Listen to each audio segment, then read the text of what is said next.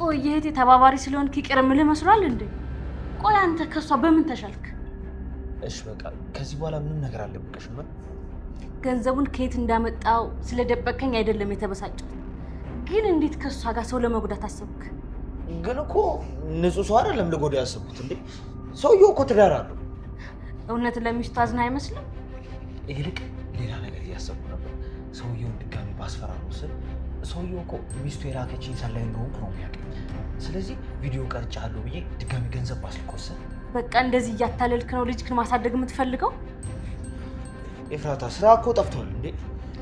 በአቋራጭ ለማድረግ ስለፈለግክ እንጂ ስራው እንኳን ጠፍቶ አይደለም። ቆይ ከየትም ላምጣው ከየትም፣ ዋናው ይዤ መግባቴ ነው አይደል? ያንተን የግፍ ገንዘብ እኔም ልጄም አንፈልግም እያልኩ አትሰማም እንዴ አንተ ደነዝ? ግን እኮ የሚቀጥለውን የቤት ኪራይ የምንከፍለው ብር እንኳን የለምሽ። ሰው ገንዘብ ነው ብለህ አይደል እንዴ እንደዛ ስትበትነው የነበረ? ኤፍራታ እኔ ቢያንስ እንዳንቺ ሽርት ቤት ገንዘብ ያጣልኩት ምሽ ይሉጣልኝ እንደው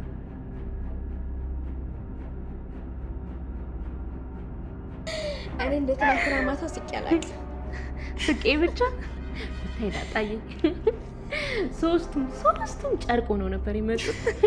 ሉላዬ እኔ ማሳያቸው ማለት ነው የሆነ በርሜል ውስጥ ነካ ያወጣቸው ነበር የመሰለኝ። ወይኔ ምንድን እና ይሄን የመሰለ ፊልም ነው ያመለጠኝ። ያመለጠሽ ጋጣ ያመለጠሽ አለባድርስ ነበር ማደር ነበረብሽ።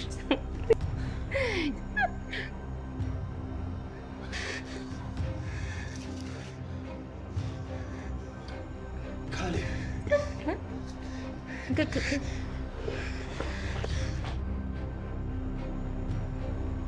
ካሌብ ነመድብልን እስከ ቤታቸው ድረስ ተከታትሎ መምጣቱ የቤተሰቡን ደህንነት አደጋ ላይ ጥሏል። ከዚህ ሁሉ አስቀድሞ ማህሌት ጎዳና ላይ ወድቃ የምትይዘውና የምትጨብጠው አጣ ባለችበት ሰዓት ያልተጠበቀ አደጋ ገጥሟታል። ማህሌትን በድንጋጤ የዝና ሰው ነህ አይደል ብላ ስትጠይቀው የካሌብ ግብረ አበርም አሁንማ የካሌብ ሰው ሆኛለሁ ሲላት፣ ማህሌትም የካሌብን ስም ስትሰማ ይበልጥ ትደነግጣለች። ግብረ አበሩም ካሌብ ሊያናግርሽ ይፈልጋል፣ በጸባይ እንሂድ ወይስ እንደ ዝና ጉልበት ልጠቀም ሲላት፣ ማህሌት ተስፋ በመቁረጥ ስሜት ብትለምነውም ግብረ አበሩ ግን ሊሰማት ፈቃደኛ ነበረ። ልታመልጠው ብትሞክርም ግብረ አበሩ ግን በቁጥጥር ስር አድርጓታል። ማህሌት በካሌብ ሰዎች ታፍና ስትወሰድ፣ በሌላ በኩል ደግሞ መድብል ከካሌብ መንታ ወንድም አክዓብ ጋር ተገናኝቷል። መድብል ከአክዓብ ጋር ሲገናኝ በድንጋጤ ነበር። አክዓብም መከታዬ ጋሻዬ መድብል እንዴት ነህ ሲለው፣ መድብልም አክዓብ ከየት መጣህ ለምን መጣህ ብሎ ሲጠይቀው፣ አክዓብም መድብል ጊዜው ደርሷል ሲለው፣ መድብልም መንታ ወንድም ካሌብ አዲስ አበባ ገብቷል እኮ ሲለው፣ አክዓብም አውቃለሁ እኔም ከተደበቅኩበት የወጣው ስለዚህ ነው ሲለው፣ መድብልም ይቀጥልና ለምን መጣ መንታ ወንድምህ ካሌብ በህይወት መኖርህን ካወቀ ያጠፋል በፍጹም ማወቅ የለበትም ብሎ ሲለው፣ አክዓብም እሱ እኮ ከገደለኝና ከቀበረኝ ቆየ። ካሌብ የገዛ ወንድም ሆኜ ሊገለኝ ሲሞክር አንተ ግን ባዳ ሆነህ አተረፍከኝ። መድብል ባለውለታዬ ነህ ሲለው፣ መድብልም ለምን መጣ በአስቸኳይ ከዚህ ከተማ ውጣ ብሎ ቢለምነው፣ አክዓብ ግን በንዴት አልወጣም የገደለኝ ወንድሜ ፊት ከመቃብር ተነስቼ እቆማለሁ። እኔ ሲገድል ራሱን ነበር የገደለው። እሱ ገድሎ የቀበረውን የራሱን መልክ ፊት ለፊት ቆሜ ያሳየዋለሁ። ስሙን እነጥቀዋለሁ። የገነባውን ነገር ሁሉ አፈራርሰዋለሁ። የጭካኔ ዙፋኑን እቀመጥበታለሁ በማለት መድብል ከጎኑ እንዲቆም ይጠይቀዋል።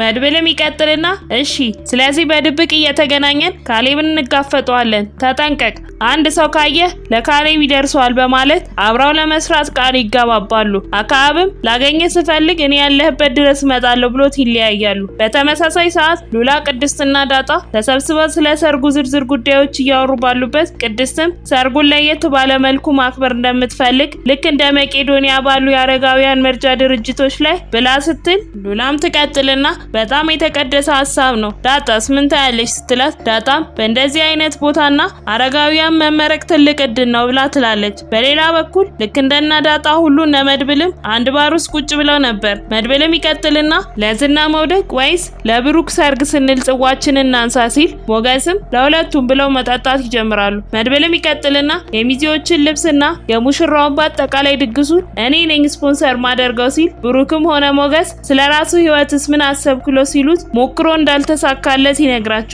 ይህ በእንዲህ እንዳለ ማህሌት ካሌብ ፊት ሲወስዷት ልቀቅ ልቀቁኝ፣ ከዚህ በኋላ ማንንም አልፈራም እያለች ብትጮህም መጨረሻው ግን ካሌብ ፊት መቆም ነበር። ካሌብም ይቀጥልና ዝና የነገረኝ ማህሌት ፈሪ እና ራስ ወዳድ እንደሆነች ነው ሲል ማህሌትም ቆይ አንተ ማን ነህ ስለ ዝና የምታወራው ስትለው እኔ ካሌብ ሞሲሳ ነኝ ሲላት ትደነግጣለች። ቀጥላ ዝና እያሰቃየኝ ስለነበር ነው የሰደብኩት፣ እባክህ አንተ በሱ ቦታ ሆነ ይቅር በለኝ ብላ መቀበጣጠር ትጀምራለች። ካሌብም ይቀጥልና ዝና መታሰሩን ሰምተሻል ሲላት ማህሌትም ቆይ ለእናንተ ህግ አለ እንዴ? ማለቴ ለሱ ሲባል ለብቻው ህግ ተሰርቶለት መሆን አለበት። ኦ መድብል በስተመጨረሻ እንደፎከርከው አደረግከው ስትል ካሌብም ምን መድብል ስትሰማው ልበል ሲላት ማህሌትም እርግጠኛ ነኝ እሱ ነው ያደረገው፣ ሁለታችንንም አስሮ ሲያሰቃየን ነበር ብላ ትነግረዋለች። ካሌብም ከዛሬ ጀምሮ የኔ ሰራተኛ ነሽ ብሎ ሲላት ሴትነቴን የማይጠይቅ ነገር ከሆነ ሰው መግደልም ቢሆን ሰራለሁ ብላ ፈቃደኝነቷን ትገልጽለታለች። በዛኑ ቀን ምሽትም ሉላና ቅድስት ቤታቸው ቁጭ ብለው እየተጫወቱ ባሉበት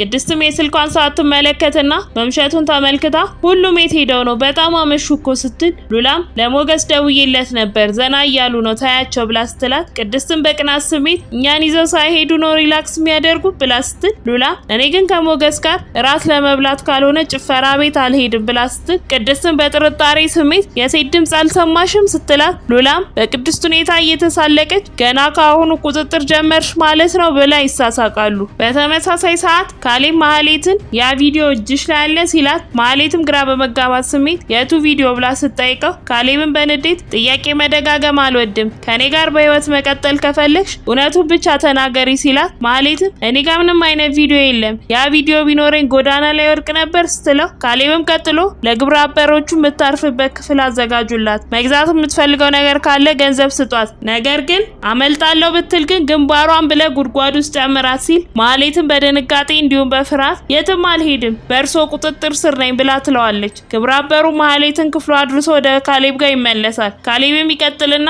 ስለ ዝና ምን አዲስ መረጃ አገኛችሁ ብሎ ሲጠይቀው ግብረ አበሩ ከመታሰሩ ውጪ ምንም መረጃ አላገኘሁም፣ ስለ ቪዲዮ ምንም ያወቅኩት ነገር የለም፣ በእርግጥ ፖሊሶቹ ቪዲዮ እጃቸው ከገባ መምጣታቸው አይቀርም ብዬ ነው ብሎ ሲል ካሌብን በንዴት እንዲሁም በንቀት እኔ ካሌብ ነኝ በአንድ ተራ ቪዲዮ የምደፈረው? ቆይ ከመድብል ጋር የሚሰራው መርማሪ ቤቱን ታውቀዋለህ ሲለው ግብረ አበሩም አዎ አጣርቻለሁ፣ ከሚስቱና ከሁለት ልጆቹ ጋር ነው የሚኖረው፣ ወንድ ልጁ 10 አመቱ ነው፣ ሴት ልጁ ደግሞ 7 አመቷ ነው ብሎ ሲነግረው ካሌብም አሁኑኑ በአስቸኳይ ሴት ልጁን በቁጥጥር ስር አውሉ፣ እጁ ላይ ያለው መረጃ በሙሉ ተቀበሉት፣ የመድብልን ጉዳይ ለኔ ተውት፣ እናንተ ቤቱን ብቻ ካጣራችሁልኝ ይበቃል፣ እኔ ራሴ ቤቱ ሄጄ ይጎበኘዋለሁ ብሎ ይላል።